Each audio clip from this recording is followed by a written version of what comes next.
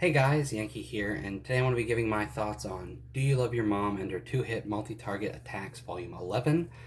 This is the final volume. This is it. Um, Before we get into it though, I'm still recovering from a bit of a cold, so if I might cough here and there, I apologize, but it shouldn't be too bad. Now, before we get into the actual contents of this volume, I've had comments asking about this. People really want to know if this is an incest series. If we get some like mother-son incest in this, or we'll get this out of the way right now. If that's what you came to this series for, and are interested in it about, like if that's why you're interested in this, you're not going to get that. There is no incest here. The entire setup of this series is repairing a strained mother and son relationship, not making some sort of romantic relationship out of it. So if you're here for incest, for like fetish stuff like that, you're not going to get it here.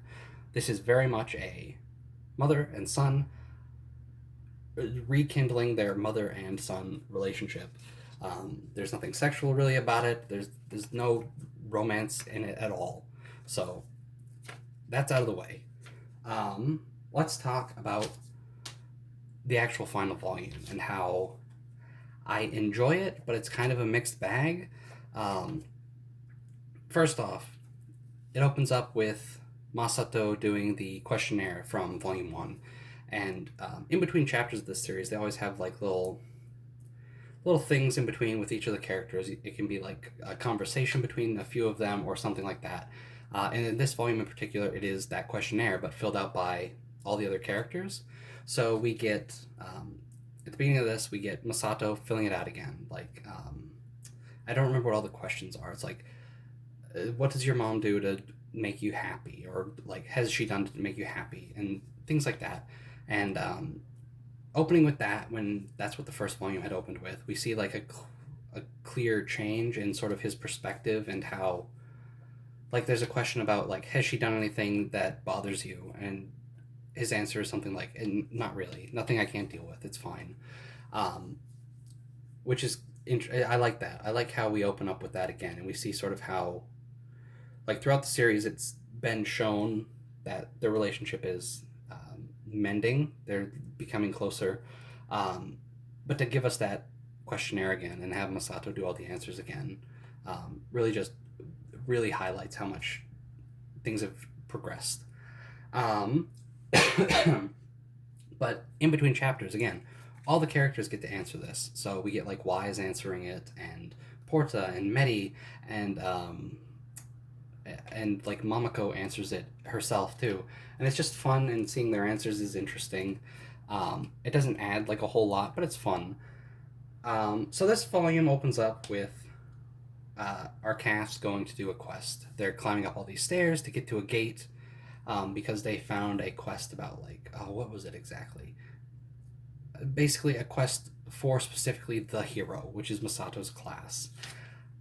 They get there, they can't open the gate because due to some sort of technical issue, everybody's classes have been reset. So they have to go to a job fair. And at this moment, we're reintroduced to, or not reintroduced, but we meet up with some characters from the past, which um, could be a bit like, it could feel a bit like the author sort of bringing them in specifically because it's the final volume and he wants to. And that happens a bit throughout this volume, where it feels like characters are brought back just because the series is ending.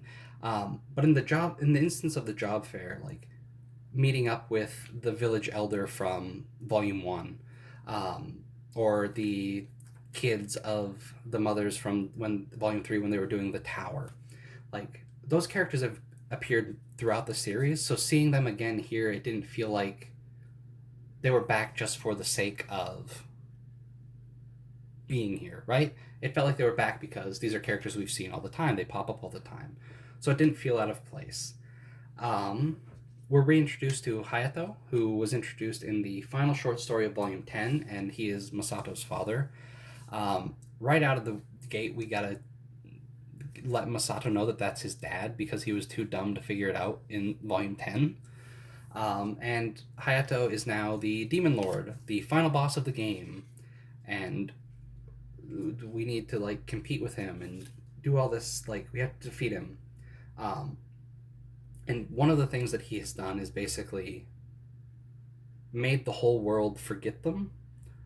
So this whole final like quest is basically Hayato basically seeing if Masato is ready for adulthood. I guess he's 15. They bring that up in the thing because I had forgotten how old he was. So I'm like, okay, yeah, maybe he's like 17 or something. So he's like gonna have to go get a job soon. It's like, no, he's 15. He's still got a couple years left. Um, so nobody in the world knows about him, and he just has like they have to start from the bottom again and work their way up. And it's basically I forget how they explained it, but like Hayato's like, all right, you go to a new town to start a new job. You're gonna start at the bottom. You don't like nobody knows who you are, and so when they go to do quests after getting their jobs fixed, getting their jobs reassigned, um, like they try and take out a quest, but because nobody knows who they are, it's like, okay, no, you can't do that. Go pick weeds, um, and so the whole volume outside of like that intro part is like nobody knows who they are, and we have run-ins with these characters that we've seen throughout the series that now they just don't remember.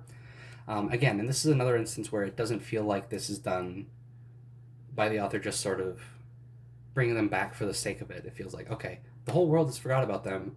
We have to bring some of those characters back to show that they don't remember. Like Monet, who works at the mom shop, she forgets them. Um, and she's been a part of the series since like volume 5 or 6. So, we also see sort of like how, despite this being a game, like they're actual, like they feel like real people to the cast. So they're actually kind of upset about this. Um, so yeah, nobody knows who they are, and Masato is having this weird competition with his dad. And it always ends up in a draw, which I find pretty funny. Like one of the competitions they have is um, selling things door to door. So Masato and Hayato have both joined up with this merchant, and they're just knocking on doors trying to sell things, and they're failing every single time. And by the end of it, it's a draw because they couldn't sell anything. And then the actual final battle we get between Masato and Hayato ends in a draw as well. Um, so we get like this weird rivalry between Masato and his father, which is played up throughout. Um, it's interesting. I don't know if I really like Hayato all that much. He's fine, but eh. Competing, blah blah blah. Let me look at my notes. Uh, throughout this whole volume, we're getting like this whole thing has got Masato really thinking about the future because that's what this whole like test by his father is. It's like, okay, you got to start thinking about actually growing up, and Mamako basically getting upset about this, like he's getting older, he's gonna have to leave, all this stuff. Um, and that like we keep seeing glimpses of that throughout as we get to the end. Um, we get this weird moment between Masato and his father where his father brings him to a cabaret club to get laid, and it's just weird. Um, like it was brought up at the start of the volume, and Mamako puts a stop to it. It's like, okay, that was just like a weird joke, but whatever. And then they go, and like the joke here is that Masato shows up, gets brought into a room, and then Wise, Medi, and Porta's mom show up, and Shirase, um, and it's like really awkward and whatnot. But like I don't know, this whole section just feels odd. Um, yeah, I don't know. It's nice to see like this is where again Wise, Medi, and Porta's moms coming back. Where it's nice to see them, but now it's starting to feel like okay, this is the last volume. I have to bring them back. Um, so yeah, the whole cabaret club thing was weird. I wasn't a big fan. I don't feel like it really added anything other than um, the girls' moms like getting really close with Misato and the girls coming in and seeing them and getting upset about it. After that, bath. We get another bath scene. Again, something from volume 1. This is something like this in the questionnaire where I feel like these are throwbacks to the first volume, but not in a like hey, remember that. It's not like just trying to like it's not like a nostalgia trying to get nostalgia. I don't even know what I'm trying to say. It feels like we're seeing how things have changed, um, because the scene plays out very different from the first volume, where like yeah they're all in the bath together, but it's not as awkward, and the girls aren't freaking out about it as much, and like this has just become something that happens, and it shows how their relationship has shifted, which I liked a lot. Then what do we got? Again, more characters. This is the final volume. We got to bring them back. Amante, Sorella, Fratello, Hako. They all come back. I was excited to see them because most of this series revolved around them, right? Like, uh, Amante was from volume 3, Sorella was from volume 4, was it Hako volume 5, and then Fratello was volume 7, I think? Like, they were our enemies for most of the series. Like, from volume 3, when they were introduced, to volume 9, when, like, everything was resolved with them, they were a big part of the series. So I was glad to see them come back, but they didn't really get anything to do.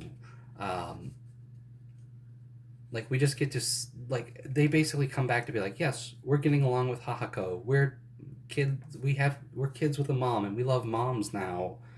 And Hahako especially got nothing to do.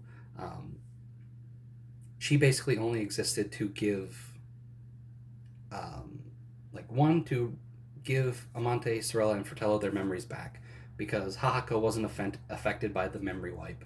And she also gave like oh, I'm blanking on names. Masato, Wise, Porta, like wings, so they can fly to the final quest and end the game, which is what this whole thing has been leading up to, right? It's time to finish the game.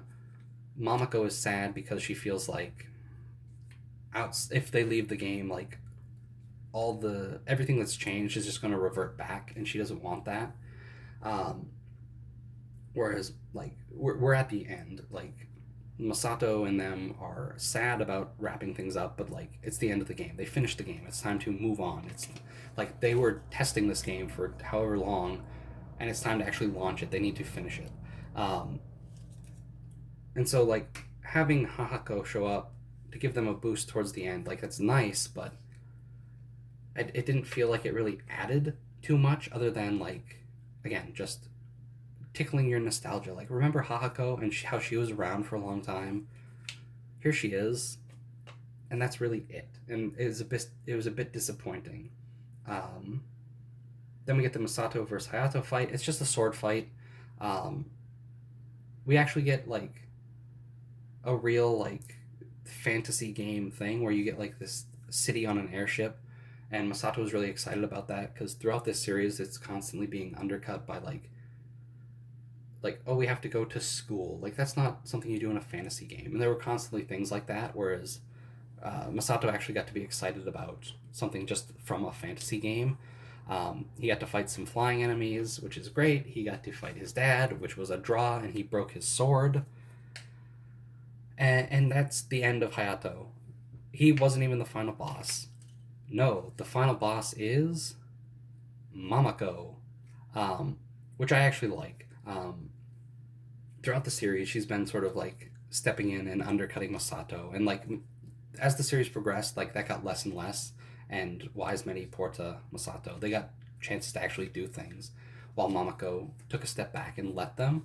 Um, but for the final battle to be Masato coming up to Mamako and being like, "You're constantly doing selfish things for me. Like you're selfishly doing things for the sake of me. Just do something selfish for yourself. You want to stay in the game, well try and stop us, right?"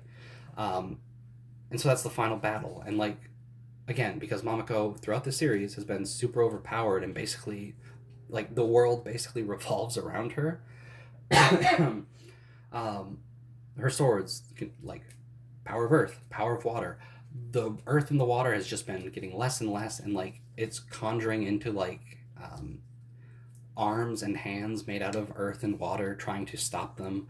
um, and we don't even get like a real proper final battle, because again, Momoko has been shown throughout this series to, um, like, she's too strong. Like, nobody can even hold a candle to her. Um, so they can't defeat her. They're just trying to get to the end before she can stop them.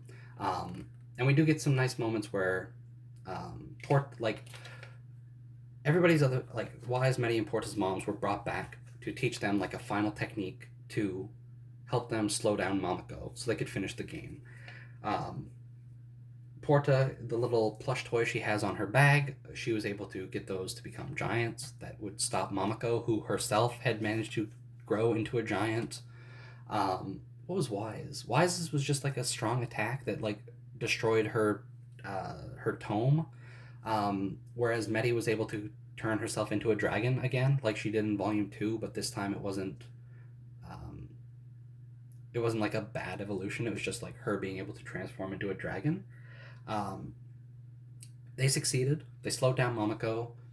Masato gets the end, and he doesn't have a weapon to fight. And his final like attack against Momoko is he just grabs her some flowers and says, I want to go home. Let's go home, and like you can cook dinner and we can eat." And so like his final attack is just like things aren't going to just deteriorate again. Like he didn't say that things aren't going to change. Like he made it clear like I'm getting older. Things are going to change, but like we are closer now, and our relationship isn't going to go back to what it was. Um, and they finish the game, and we get basically everybody in the game gets their memories back just in time to see them off. And this is a moment that I'm sort of 50-50 on. Again, some characters come back, it feels like it's for the sake of them just being there because we're at the end, whereas others felt like they served a purpose. This felt very much like a game thing to do, where it's like, okay, we're at the end of the game. Here are all these important characters that you've seen. Um, so I didn't have as much of a problem with this as I did with like Amante, Sorella, and Fratello coming back in Hako, where they felt like they were just there for the sake of being there. Even though they did get a nice little goodbye with everyone, like I thought that was nice. And again, it really shows how this feels like a real world to them, even though it is a game. Um, and like the condition that they're not allowed to come back after they finish it too. I didn't mention that, but like this game exists to help mend mother and children's relationships. It's not like the government that's funding it doesn't want it to be like something that they get lost in and they're just constantly playing games. Um, right? It's trying to prepare them for like kids for like to enter society and whatnot. So they don't want them to be like addicted to the game. Like you finish the game and it's done. You can't come back. You can't come back and play. And so this is an actual final goodbye, and it feels like that. Even if I feel like the prose here isn't the best, like it's not very strong. Like I didn't get a strong emotional response to Medi and Wise and Porta sort of crying over the end of the game. Like I think the author wanted me to, which could just be a translation thing, but it also could just be not conveyed well. And that's it. They finish the game and they go back to the real world. Masato's in class and they're handing out questionnaires again to get people that can play the game, because it's launched now, and Masato's classmates know that he was sort of testing the game. Like they don't know for a fact, but they're like pretty sure. Um, and we see sort of everyone in the real world. Porta comes to meet Masato at school. Um, Porta and Masato go to like a store to pick up Wise, who's been working there, and Medi was there waiting for them as well. And they're just like they're friends. They're hanging out in the real world. This adventure really did form lasting bonds for them. And I don't know if we knew this before, but I wrote it down anyway because we get all of their actual names, all the girls' actual names. Like I know we knew Wise's name, and I'm pretty sure we saw Porta's name. I don't know if we ever saw Medi's name. If we do, I didn't remember it, but I wrote them down. So Wise's name is Genya. We knew that. Porta's name is Moko. Knew that. Medi's name is Elise. That's interesting. Um, and they basically decide, hey, we're not going to call each other by our real names because it's weird. We're just going to keep calling each other Wise, Porta, and Medi and whatnot. Um, and so they go home, and they're not just going home to play games or whatever. Like, the girls' moms are supposed to be at Masato's place too.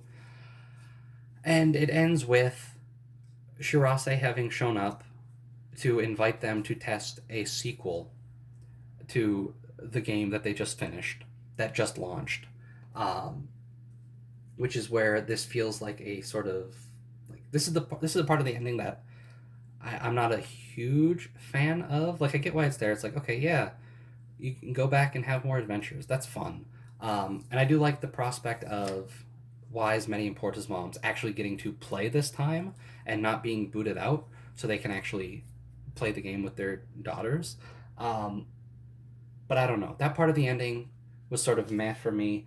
Everybody hanging out and just like every once in a while getting together to see each other again. That was nice. Um, but yeah, that's the end. This is a long video. Good lord. I really enjoyed this series. I think it did a good job of basically it set up what it was. Like, this is a series about Masato and Momoko. They have a strained relationship, and this is about them sort of getting over that and becoming closer. And that's exactly what happens.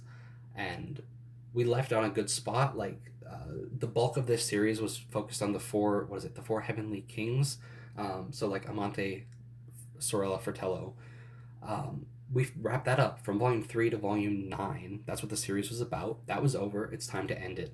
And I appreciate that the author didn't try to stretch it out, didn't try to introduce like a new, bigger bad to get like another 10 volumes out of this. Um, for the last few volumes, Mamako and Masato have felt much closer, and it felt like their relationship was already pretty good now. Um, this was like a perfect time to end it, and I can appreciate that. Um,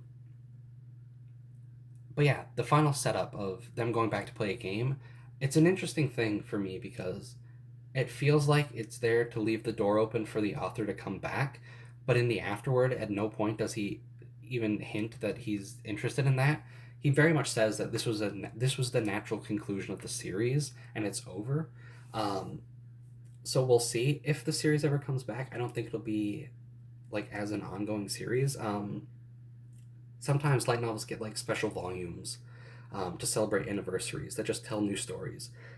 I could see that maybe happening in the future, like a special volume 12, which is just them all hanging out in this new game. And can we talk about that real quick? You just launched this MMO, and you got a sequel? No, no, no, no, no. That's not how that works. You're gonna put like 5, 10 years into this MMO if you can. You're not gonna just start immediately developing the sequel. That was dumb. Um, anyway, this video is way too long. Final volume, pretty good. There was some stuff I didn't like about it, but like the highs really made up for what I thought was the weaker parts of it. Like the final battle with Mamako and her just how they try and like trick her and slow her down. I found that to be really fun, much more interesting than pretty much anything with Hayato, which is unfortunate. But yeah, really good. And that's it. That's the series. Overall, I think it's really good. If for some reason you haven't read it and you watch this 25-minute video, I say go give it a try. It's fun. And that's it for this. That's it. I do have one more video that, if I get these out when I am planning to, should come out next week after this comes out. There is one more Do You Love Your Mom thing that, what is it? Daichima Inaka has written. And I want to talk about that. So if you're interested, come back next week. And if you're not, and you only cared about the actual main series, that's fine. It was good. Thanks for watching. Thanks for watching all these videos. I don't know how, but for some reason they keep getting views. Like the volume 1 video I did is one of my most viewed videos on here for some reason. I don't know why. But apparently people are interested in this series. So thanks for watching. Yeah, and that's it. I'll see you guys next time.